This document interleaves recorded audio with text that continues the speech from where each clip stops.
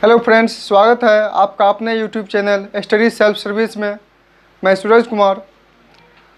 तो पिछले वीडियो में हम लोगों ने देखा कि कंपनी के शासन के अंतर्गत 1773 ईस्वी से 1858 ईस्वी तक के एक्ट एवं उसकी प्रमुख विशेषताएं को हम लोगों ने देख चुके हैं।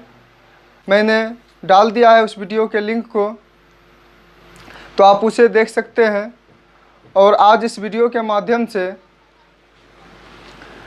क्राउन शासन के अंतर्गत पारित किए गए एक्ट एवं उसके प्रमुख विशेषताओं को जानेंगे, जो एग्ज़ाम की दृष्टि से काफ़ी महत्वपूर्ण है। उसको बिंदुवार तरीके से हमने बोर्ड पर पहले ही नोट कर चुका हूँ, ताकि कम समय में वीडियो बन सके। तो चलिए स्टार्ट करते हैं। सबसे पहले है भारत शासन अधिनियम 1858। भारत के शासन को अच्छा बनाने वाले अधिनियम के नाम से प्रसिद्ध यह एक्ट है।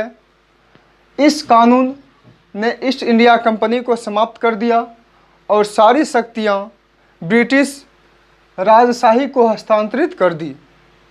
इस अधिनियम की प्रमुख विशेषता के अंतर्गत अब निम्नलिखित बिंदुओं को जानते हैं। तो सर्वप्रथम बिंदु है,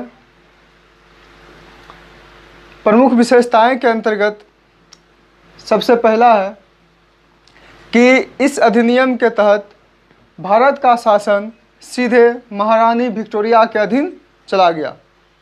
दूसरा महत्वपूर्ण पॉइंट है, गवर्नर जनरल का नाम बदलकर भारत का वायसराय कर दिया गया। इस प्रकार से भारत का प्रथम वायसराय लॉर्ड कैनिंग बने, जो कि पॉइंट्स ऑफ एग्जामिनेशन की दृष्टि से काफ़ी महत्वपूर्ण है। तीसरा महत्वपूर्ण बिंदु है, नियंत्रण बोर्ड ऑफ कंट्रोल तथा निदेशक कोर्ट ऑफ डायरेक्टर को समाप्त कर भारत में द्वैध शासन प्रणाली का अंत कर दिया गया। और चौथा पॉइंट है कि एक नए पद भारत के राज्य सचिव secretary of state of India का सृजन किया गया, जिसमें भारतीय प्रशासन का पूर्ण नियंत्रण की शक्ति निहित थी।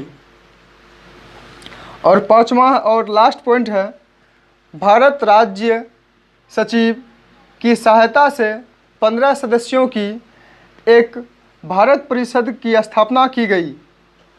अखिल भारतीय सेवाओं और अर्थव्यवस्था के विषय में भारत परिषद इंडिया काउंसिल की राय को मानने के लिए भारत के जो सचिव थे वो बाध्य थे।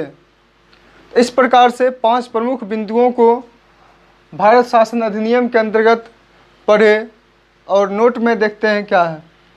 1 नवंबर 1858 ईस्वी को ब्रिटिश महारानी की घोषणा को भारतीय शिक्षित वर्ग ने अपने अधिकारों का मैग्ना कार्टा कहा। तो इस प्रकार से नोट सहित 5 और नोट लगा के 6 महत्वपूर्ण बिंदुओं का चर्चा भारत शासन अधिनियम के अंतर्गत किया गया, जो कि पॉइंट्स ऑफ व्यू एवं एग्जामिनेशन ऑफ व्यूज के दृष्टि से काफ़ी महत्वपूर्ण है। तो अब नेक्स्ट अधिनियम की ओर चलते हैं। नेक्स्ट है इंडियन काउंसिल एक्ट 1861। इस एक्ट के द्वारा ही सर्वप्रथम कानून बनाने की प्रक्रिया में भारतीयों को शामिल करने की शुरुआत की गई। इस एक्ट की प्रमुख विशेषताएं, नंबर 1, इस एक्ट के द्वारा गवर्नर जनरल की संविधायी शक्तियों का विकेंद्रीकरण कर दिया गया। दूसरा है, तत्कालीन वायसराय लॉर्ड कैनिंग ने 1862 ईस्वी में नवगठित विधान परिषद में 3 भारतीयों, बनारस के राजा देवनारायण सिंह, पटियाला के महाराजा नरेंद्र सिंह और सर दिनकर राव को मनोनीत किया। तीसरा है, लॉर्ड कैनिंग ने विभागीय प्रणाली पोर्टफोलियो सिस्टम की शुरुआत की।